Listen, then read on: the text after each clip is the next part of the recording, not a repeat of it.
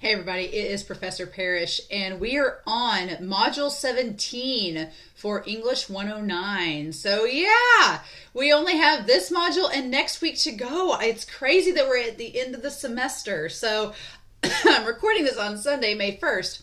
So if you've not turned in the assignments for week 16, those are due by tonight. But we do have quite a bit to go in this class, so I definitely want to spend some time and talk about Module 17 as well as the final module. Now, Module 17, it looks like there's 3 assignments, but it's not anything crazy, and I think you'll see what I'm talking about when we break them down. Finals week, if you'll notice, it is not going to unlock until Sunday, May 8th. That is a college policy. We don't unlock finals week until the week of finals. So on Sunday, you'll be able to start doing the stuff for Module 18. I am going to do one more lecture video for this class to talk about each of these assignments. Please note that finals week ends Thursday night. It does not end on Sunday. It does not end on Friday. It ends on Thursday night because the instructors, we only have until Monday to edit and grade papers and turn in final grades. So we have everything due Thursday night, so that gives us Friday, Saturday, Sunday to grade everything. Fun times. But yeah, so everything will be due during that time period. But let's talk about Module 17. So Module 17, the assignments are due Sunday, May 8th.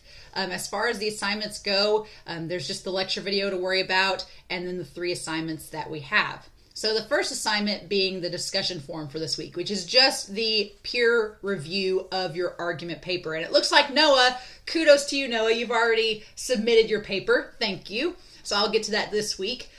These drafts are not due till Sunday night, but if you do want to go ahead and submit them early this week, that will give me plenty of time to give you feedback. And you guys can already respond to Noah's discussion forum there, and then hopefully other people will respond early as well, so you guys can get that done early. I'd rather you do this assignment early, and that way that gives me plenty of time to review your draft and get it back to you, because you'll only have until Thursday next week to make corrections and add to it. So if you want to get this draft submitted early, please do that, and that way I can get it back to you and give you plenty of time to do the peer review and to make corrections and revisions and get the final draft ready. But it's just like last time, like Noah did exactly what he was supposed to do. He just attached it as a document.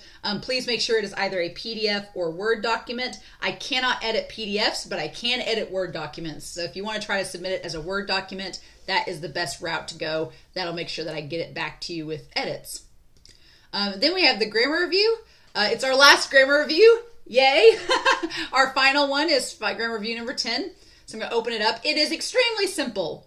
The grammar review for this final week is literally just doing, there's some incorrect words. It's either with its and its, there and there, to and to, or your and your. You're basically going to write out in each sentence for activity number 1, there are 2 words that are incorrect, and you're going to write them in their correct form, numbers 1 through 10. Pretty simple. And then the last part is going to be the exact same thing. Numbers 1 through 5 are for credit, and then numbers 6 through 10 are extra credit. So if you want some extra credit, now is a good opportunity to get it. You just have to do the exact same thing. There's 2 words that need to be corrected, and you just need to write them out and what the correct forms are. And that's pretty much all we'll do for this one. It's a pretty simple grammar review, just making sure. I always feel like there and to and to, even though they seem simple, I always have students get them confused. So I just figured we'd do a review of it to round out the class. Something easy this week to get done. Should be pretty simple. But yeah, so make sure that you get that grammar review done. And then the other thing is the reading response number 4. So reading response number 4 is pretty straightforward as well. There's basically this video by Lindsay Ellis. We've had her before in this class. I really like it. It's about Stranger Things, which the new season's just come out on Netflix, so I figured it was pretty timely. This is around the time the first season aired, is when this video came out. Stranger Things, it, and the upside down of nostalgia. So there's like a lot of nostalgic things happening right now, especially in fashion. You all weren't born in the 90s. I was born in the late 80s, but I remember 90s fashion, and a lot of 90s fashion trends are resurfacing now 30 years later. So it's going to tie to the topic of this video.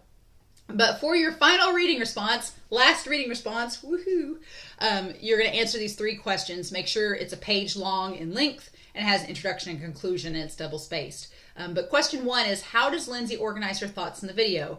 what is her thesis and overall argument she presents about nostalgia, and use the video and its examples to help answer the questions. So she's going to talk about nostalgia, her impressions of it, and I want to know what those are to show me that you've watched the video.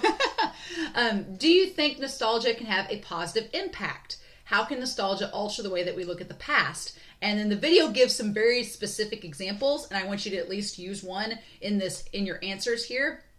But how you think it has a positive impact and can alter the way we look at the past, you can describe in your own words for number 2.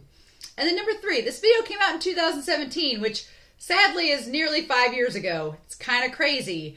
How has nostalgia and the trends already changed from when this video was published? So yeah, it's already been 5 years, so trends are already changing. How have they done so that you can notice? And list at least one example. So if it's a contrast to an example from the video, that works. I'm very curious to know, how have these trends changed, right?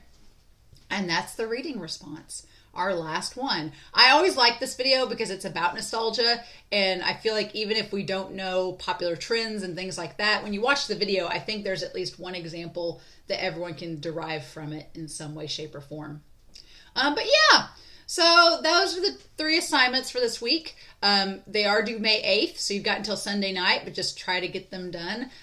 Obviously, if you can submit your peer review, your discussion forum for your argument paper early, I can get it back to you. But yeah, next Saturday, I'm going to try to get the video up for our finals week so that you'll have it up in time for Sunday, and I'll explain, there's some assignments here, I'll explain those. And then we'll just dive right into finals week. Again, everything's going to be due the 12th, so it'll be due on Thursday night, not the weekend. So there is that. But yeah, that's pretty much all I have right now. As far as this week, I am going to be in the mornings. I'll be on campus, but I'll be kind of all over the place. But in the afternoons, I will be checking my email. So if you have questions this afternoon throughout the week, just feel free to email me, and I'll be able to get back to you before 4:30 on the weekdays this week. All right. I will be away from my computer next weekend, though. So if you have a question about anything, please try to get a hold of me before Saturday. Otherwise, it'll likely be Sunday before I get back to you. All right. But in the meantime, I hope you all have a wonderful week. Please stay safe, take care, and yeah, I'll talk to you all very soon about our finals week in English 109.